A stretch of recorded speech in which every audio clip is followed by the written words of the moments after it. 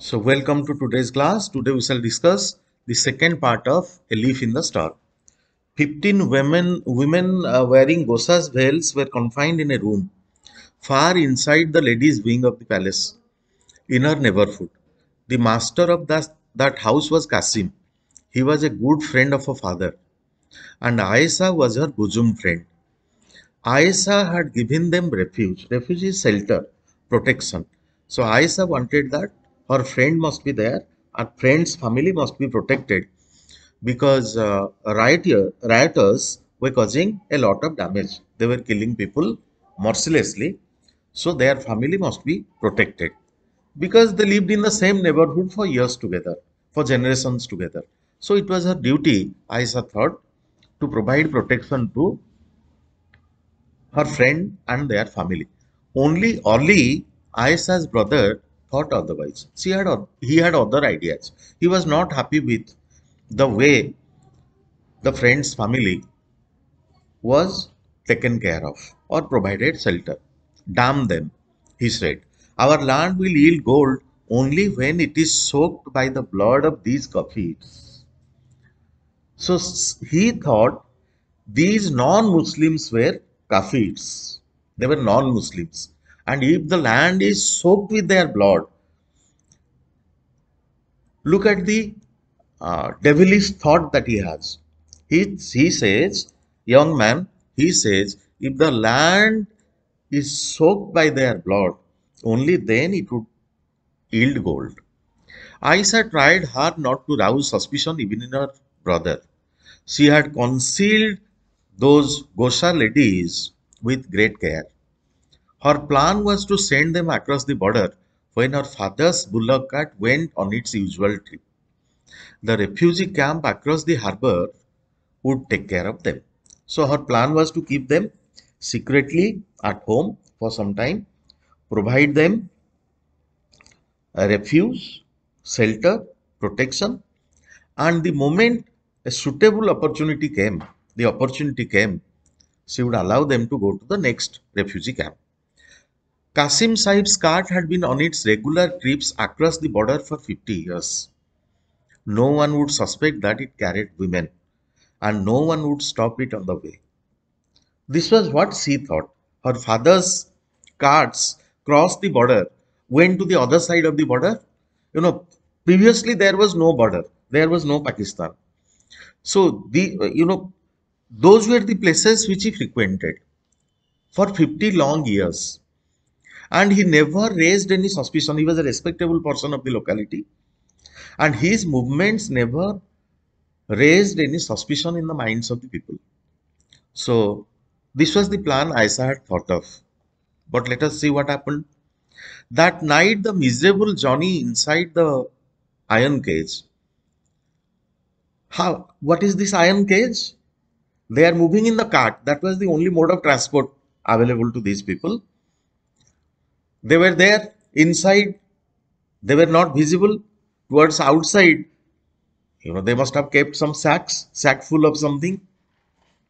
One felt choked amidst violent bombs and jokes. So 15, many women were lost in a small space, right? So obviously, when a cart moves, it moves with a lot of bombs and jogs, violent bombs. When the bumpy road comes, it moves from side to side. There are jogs. Loud slogans rent the air. The air was full of the smell of flesh burning. So human beings were being killed and they were being burnt. The heat of flames, that's what they could feel. Qasim Sahib periodically shouted, ignoring other voices, Pakistan Zindabad, Allahu Akbar, so that nobody would become suspicious, so that people would think that he was also a supporter of Pakistan. Huh? So that's how he was manning his cart. He was carrying these people. Nobody knew that he had so many women. The travelers thought for a while that they were out of danger. Then suddenly a big row erupted. Suddenly, a large number of people gathered. They were surrounded. The cart was stopped. Someone pulled out the bundles of hay. They had got bundles of hay at the face, closing the entrance, right? From the cart, ignoring Kasim Sahib's swearing and protests. Kasim Sahib protested. He was scolding, he was abusing the young man, but nobody listened to him. Loud, thunderous laughter. So they were trying to find out the secret. They were trying to pull out or drag out all those women who had been lost towards the inside of the cart. Yes, they were successful. So a loud, thunderous laughter that was heard. Wild shouts from among the bundles of hay. 15 women were dragged out. One by one, these flowers fell. So one by one, they were victimized by these young people. Oh, how cruel life's traffic is. Overwhelming pain. What could it be? The agony of life or death? So this was how they were victimized. This was how they were pulled out, dragged out, raped, brutalized. It seemed her mother, now returned from the dead, was speaking to her. Jyoti, I too went through this. My mother and my mother's mother. In fact, all mothers. So the condition of women have not changed much. We have also gone through all these experiences that you are going through now. Jyoti, the kind of experience that you are going through, now that you are going to give birth to a child, the excruciating pain, the intense pain that you are experiencing, all women have to go through that. All women mothers have to go through that, this kind of experience.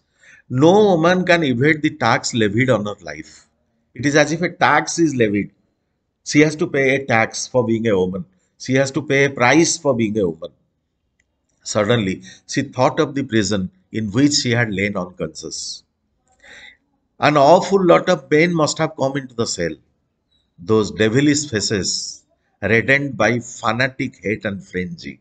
A kind of madness, religious madness, madness to protect their religion. Fanatics. So a kind of madness, a kind of frenzy, a kind of strange sensation going through the people. So she had already experienced that. To which one of those faces does this bear a resemblance? So she had been continuously raped by a gang of people, not a single person, a gang of people. So who could be the father of this child? How does she know?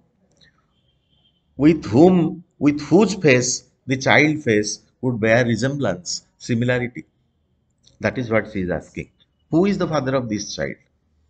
Jyoti felt a deep convulsion from within, as if she would choke, as if she would vomit. She felt hot and thirsty. She breathed hard, and her body shook in agony. Her body trembled. Right? Oh, and so it ends. Was it really the end? So the pain was so intense. The pain of childbirth was so intense. She thought her end had come. She was going to die. The lamps had gone out in the campsites. Here and there the sick groaned. The children cried. No one, however, would really know about this. She lay on her back on the lawn, a triumphant soldier, fallen in exhaustion on the battlefield. So she thought, by escaping from the crowd, by going to the tree, some distance away from the camp, she was like a triumphant soldier. She was successful in her mission. Now the child would take birth and she would throttle it. She would kill it very easily. The stars are dimmed in the sky. The young one of a bird cried, "Ki, ki," and fluttered its wings on the tree. Her first instinct was to close her eyes, grope her way about, and choke it to death with her hands. That was what she had been thinking about for a long time. So it was completely dark. that place under the tree was completely dark. Nothing was visible. So she groping in the darkness. I mean, when suddenly electricity goes off, it's night, and you are trying to search for things. How you grope for things? Nothing is visible. You simply try to find out things, search for things. With that, she might bury the bundle of her misery and shame, which she had borne all these months. So she thought her difficulties would come to an end, her shame would come to an end, her problems would come to an end. The moment she killed this child, her agony will end. Right? Her pain, her suffering for such a long time would end. She would not let the scavenger drag it away. One must carry one's cross oneself. Jyoti got up, stretched her hand. She felt the mass of flesh. Oh, how warm it is. Did my body give it so much warmth? So when she touches the child, she feels very warm. Oh, I hope it looks like mine. Perhaps I should look at it. Its small eyes.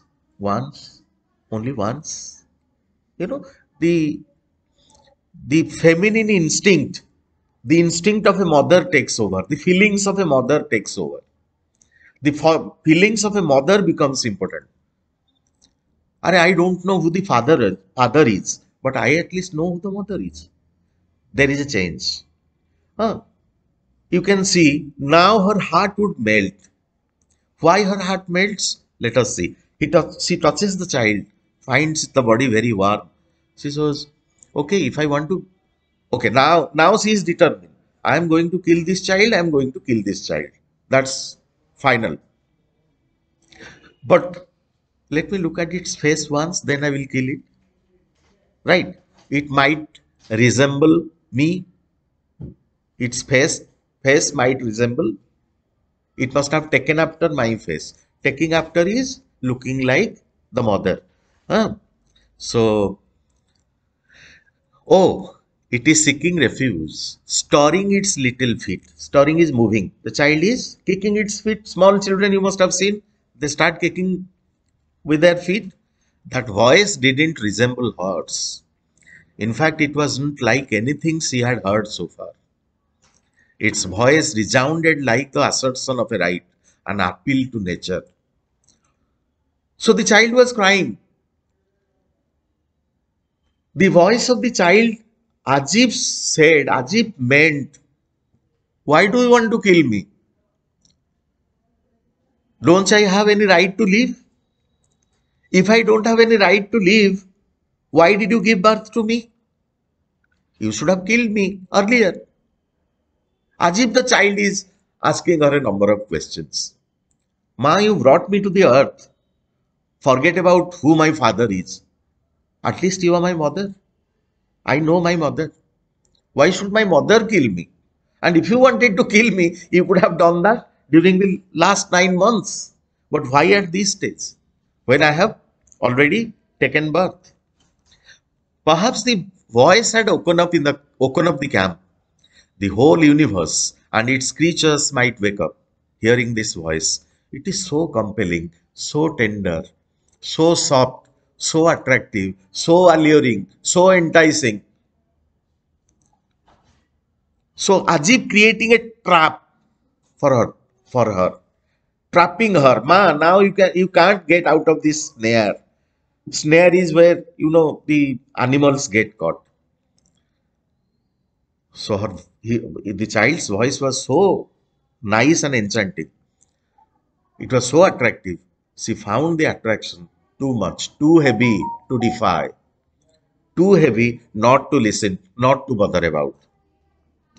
She tried to cover its parted lips, to hush its voice. The child was crying aloud. This might attract the attention of the people some distance away. People might be attracted towards the source of sound. If people came to that spot, she would not be able to kill the child. So she touched its lips in an attempt to close it, hush its voice. How ticklishly smooth they felt. Oh, how soft the leaves are. Like tender leaves, like soft leaves, new leaves of the plants. How soft they are. More than compassion, fear overcame her. Now she became fearful. As though someone had forbidden her and said, no, don't stifle that voice. As if somebody was telling her, no, you can't kill the child. You can't stifle that voice. You can't silence the child. It is the child's right to cry, let it cry. Right? And it is not the voice of an individual, but the voice of the whole world. It is as if somebody was trying to tell her. Jyoti drew back with a shudder. She was trembling now, shuddering now. She was confused. Why not run away from this place of conflicting emotions? So, on one hand, her determination to kill the child. On the other, the mother's instincts, the love and affection, compassion of a mother, feelings of a mother. So, conflicting feelings. Motherly feeling was saying, don't kill the child. Right? Determination was saying, no, no, kill the child. That will mean end of your agonies, end of your pain, end of your suffering. So she had to face conflicting emotions of fear and suspicion. Should she leave the child here and go into hiding?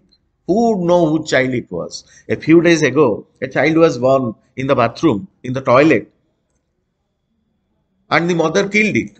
Not even a case was registered against her. But where? The place doesn't matter.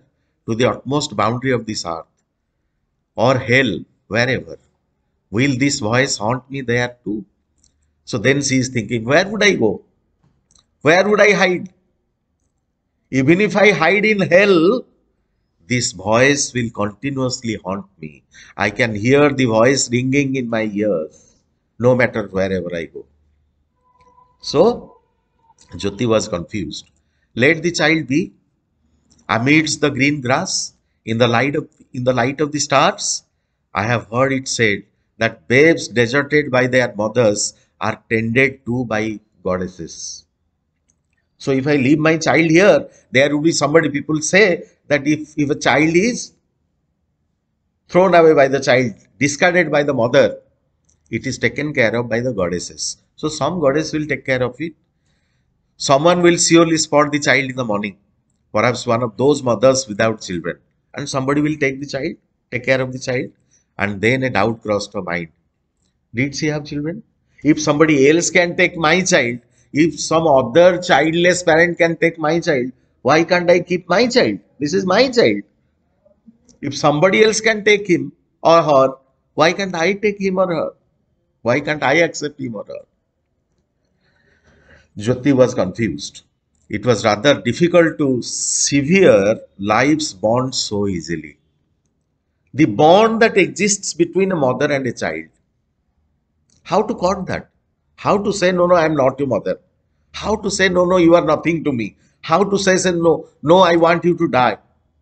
Is it easy to say that? It is difficult to sever life's bond so easily.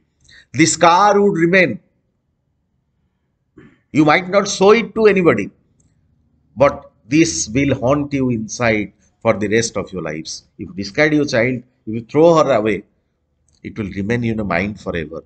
The world would separate and continue to afflict one's life till the very end. These days will end. Difficulties will end. This period will end. Get over. The wound will be healed. The world will separate. And the child was still crying. Its voice grew hoarse. Its limbs began to grow limp. So the child was, it should have been given a little milk, right? But she had not given milk. She was in a confused state of mind for some time. So its limbs were beginning to grow limp. It was not shaking its leaves as vigorously as it had done a moment earlier or some time back. There was no time to wait. The mother shook the child up to her arms. She warmed its forehead by caressing it, by touching it gently. Her life blood flowed like fresh milk. So the child was picked up. She took the child in her bosom.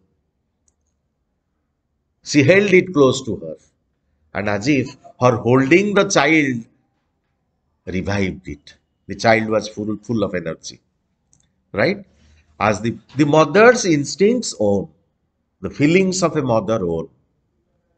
As the mother walked slowly towards the camp, the stars beamed from heaven, as if God was very happy. Stars were shining. Ah, maybe they had resolved a complicated puzzle. So by restoring the child to the mother, perhaps the heaven had done justice. So the stars were beaming, smiling, shining, right? And the child was like a leaf in the storm, and she clung to that leaf.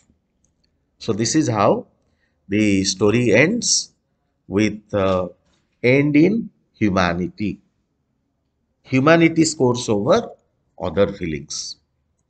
So thank you very much.